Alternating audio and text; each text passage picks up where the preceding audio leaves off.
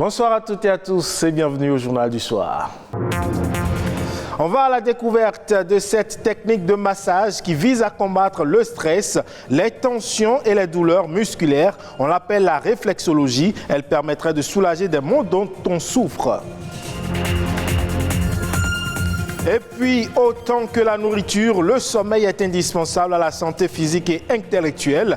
Bien dormir permettrait à l'organisme de produire de nouvelles cellules.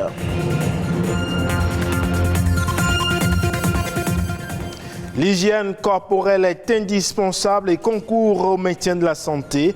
Comment prendre soin de son corps afin d'éviter les mauvaises odeurs? Précision à suivre.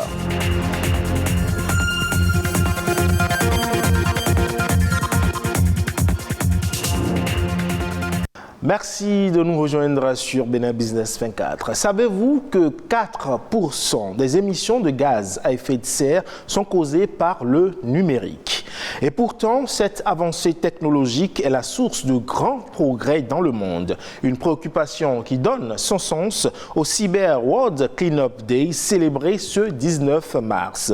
L'objectif de cette journée est de générer une prise de conscience globale de l'impact environnemental du numérique. Cette journée sensibilise donc au numérique responsable en partant d'une action simple, nettoyer ses propres données. On change de registre pour parler de cette thérapie qui consiste à toucher les parties du corps dans le but de guérir les patients des maux dont ils souffriraient. La réflexologie, en plus de permettre de se déstresser, elle favoriserait une parfaite circulation du sang dans l'organisme. Découverte de cette thérapie appelée réflexologie avec Sabirat Ao. Guérir par le massage est la spécialité de Gildas. Ce professionnel de santé est passé maître dans l'art de traiter les pathologies dont souffrent ses patients par la réflexologie. La réflexologie, c'est la main. Vous voyez, notre travail se base essentiellement sur les mains. Chaque partie du corps ou chaque organe a un point au niveau des plans des pieds qu'on appelle zone réflexe. Donc, un patient qui a mal quelque part ou bien a mal aux yeux, les problèmes d'AVC, les problèmes d'hyperplégie, d'hémiplégie, les problèmes de paralysie, les problèmes d'hypo et hypertension, problèmes de cœur, n'importe quel problème, nous savons des parties où il faut stimuler au niveau des plans des pieds pour que le patient retrouve sa santé. Et pour se remettre du malaise dont il souffre, Frédéro est venu en consultation chez son réflexologue. Objectif, combattre les douleurs musculaires qu'il ressent depuis quelques jours et évacuer surtout le stress. Je vois que ça ne va pas du tout et je suis souvent un peu stressé de toute façon. Donc, je suis venu ici pour avoir satisfaction. Pour lui donner satisfaction, Frédéro est soumis à un traitement de détoxification. Donc, c'est un appareil qui permet d'enlever les déchets. Donc après avoir fait ça, vous avez une bonne circulation du sang. Toucher les parties sensibles du corps pour que le patient retrouve sa santé peut sembler banal. Pourtant, Gildas et ses collaborateurs ont l'art d'offrir aux patients des séances de massage à l'aide des produits spécifiques, notamment des huiles essentielles. Mais attention, la réflexologie plantaire est déconseillée en cas de troubles cardiaques sévères et durant le premier trimestre de grossesse. On parle à présent de ce besoin vital qu'est le sommeil. C'est un état naturel récurrent de perte de conscience du monde extérieur. Dormir permettrait de récupérer d'une journée de travail et donc serait bénéfique pour le corps. Mais alors, quel est le temps de sommeil recommandé pour une bonne récupération? Herman Degla, expert en neurosciences, nous éclaire. Il n'y a rien qui ne demande pas de repos et le sommeil permet à l'homme de se recharger après avoir pulsé dans la journée. Dieu a fait la nuit pour qu'on dorme. Il a mis une reconnaissance voyante qui permet de reconnaître la nuit dans notre cerveau. Je vois les gens qui font 1 heure de sieste, voire 2 heures de sieste, quelquefois 3 heures de sieste.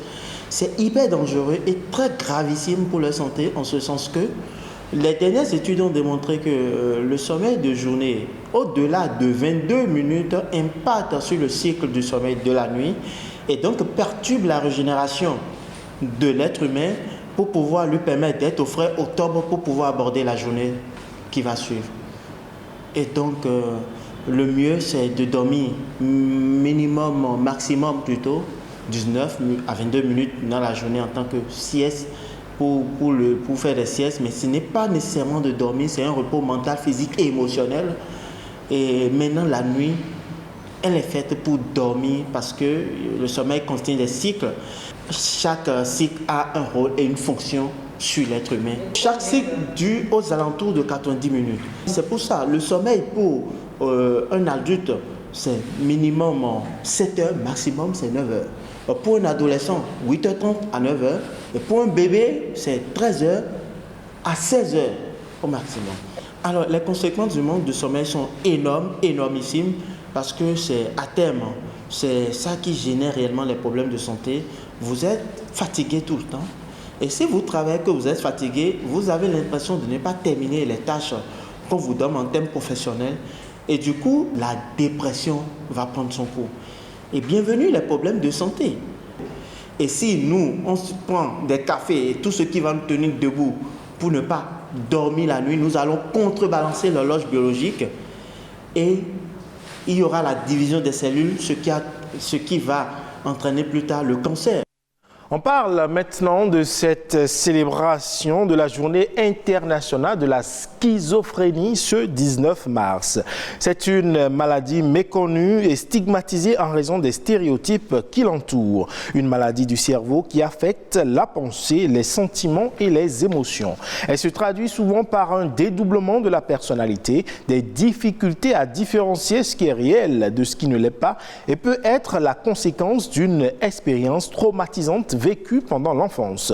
En cette journée dédiée à la schizophrénie, eh bien, l'accent est mis sur les causes et manifestations de ce trouble qui touche 1% de la population à l'échelle mondiale.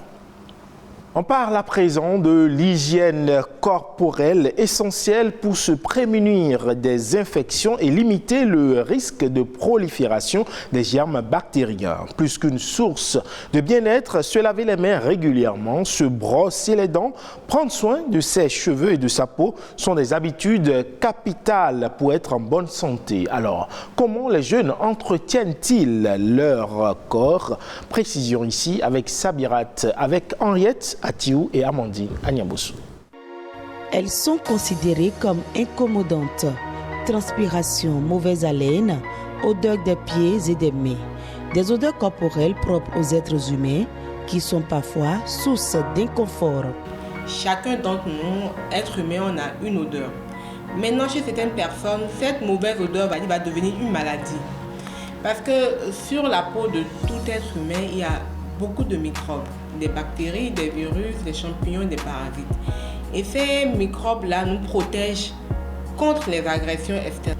Et avec la transpiration, surtout dans les zones où il y a beaucoup de soleil, cette transpiration, surtout au niveau des aisselles, va avec le microbe donner cette odeur-là. C'est ce qui explique la forte odeur chez certaines personnes. Donc c'est d'abord une maladie, ce n'est pas une mauvaise hygiène. Quelqu'un peut avoir une bonne hygiène et avoir une forte odeur. Et pour sentir bon, les jeunes ne manquent pas d'astuces naturelles. De la cendre, je passe un peu aux excès. Soit tu prends le citron, tu découpes et tu passes dans les excès. Le javel, vous mettez un peu dans l'eau avant de laver et vous laissez pendant 15 minutes au plus. Surtout l'utilisation des produits cosmétiques liés à la dépigmentation qu'elles doivent surtout arrêter, sincèrement. Oui, pour que les narines puissent respirer. D'autres soins peuvent être apportés à la peau pour la maintenir saine et contribuer au bien-être physique et moral. Une fois que vous trouvez que vous avez transpiré et que ça dégage un peu, vous prenez votre lingette et vous vous nettoyez. Dans la journée, vous pouvez le faire 2 fois. À part ça, à la maison, on peut avoir des gommages. On peut aussi se faire des gommages naturels à base de sucre, citron et le miel. Vous faites le mélange et vous gommez les aisselles. Mais avant tout ça, il faut s'épiler. Ça peut éviter les odeurs corporelles. Aussi avoir des déodorants. Les déodorants qui se vendent un peu partout. Une bonne hygiène corporelle repose sur un ensemble de démarches quotidiennes. Pour une bonne hygiène corporelle, prendre au moins 1 à 2 bains par jour. Utiliser des savons à pH neutre. Hydrater la peau régulièrement. Donc après chaque bain, vous allez appliquer un lait de corps qui est adapté à votre peau. Le javel, c'est un détergent, pas bon pour la peau. N'utilisez pas les produits dépigmentants. N'entassez pas les habits. Les habits, quand on porte une fois, on ne reporte pas 2 fois. On n'attend pas 1 mois, 2 mois pour laver les habits. Prendre soin de la peau de son corps, c'est une mesure d'hygiène qui influe sur la santé, la beauté et la qualité de vie. On part à présent à Kinshasa où persiste un problème récurrent, celui des constructions anarchiques. Des dizaines, voire des milliers de personnes habitent à proximité d'une ligne électrique, d'une rivière ou d'un chemin de fer, ce qui les met en danger. Les autorités dénoncent l'incivisme des Kinois, mais l'État est aussi pointé du doigt. Précision ici avec nos confrères de France 24. Quand cet urbaniste parcourt les rues de Kinshasa, c'est toujours le même constat. De nombreux bâtiments sont construits en violation des règles d'urbanisme. Exemple avec cette église dans le quartier de Bandal qui se situe juste en dessous d'une ligne à haute tension. Selon la réglementation, on ne peut pas construire des maisons sous la ligne à haute tension. Il y a une marge. Il y a une marge que la loi a prévue. Et la marge, elle est de 50 mètres. Selon les autorités locales, 40% des constructions à Kinshasa sont anarchiques, c'est-à-dire qu'elles ne respectent pas les règles d'urbanisme. Dans le quartier voisin de Yolo, des habitants ont construit leur maison à quelques mètres d'une rivière. Plusieurs fois par an, les pluies font déborder le cours d'eau. Lorsqu'il y a de fortes pluies, l'eau atteint ce niveau. José a acheté son terrain il y a plus de 10 ans. Il affirme qu'il n'était pas au courant des démarches à suivre avant de faire construire sa maison. Il y a un chef du quartier. Et lorsque j'ai acheté ce papier, on m'a donné seulement le papier, la fiche parcellée. Et je ne suis pas allé ailleurs ou soit chercher peut-être une autorisation de construction. Là, je n'ai pas acheté. Pour Joël Kiana, les autorités ont aussi leur part de responsabilité en autorisant la vente de terrains non constructibles en plein cœur de Kinshasa. Cette fiche-là, elle est octroyée dans une zone non appropriée. C'est là que le problème commence. L'autorité elle-même enfreint la loi. Parce que tous ces documents qui sont donnés, ces documents sont octroyés au nom de l'État. Le gouvernement congolais promet de son côté de renforcer les contrôles pour les habitants et pour les agents de l'État.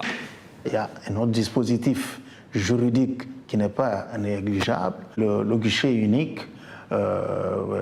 pour le permis de construire. À ce moment-là, tous ceux qui veulent construire savent qu'ils ne vont plus aller à gauche, à droite, ils devront aller toquer à une seule porte.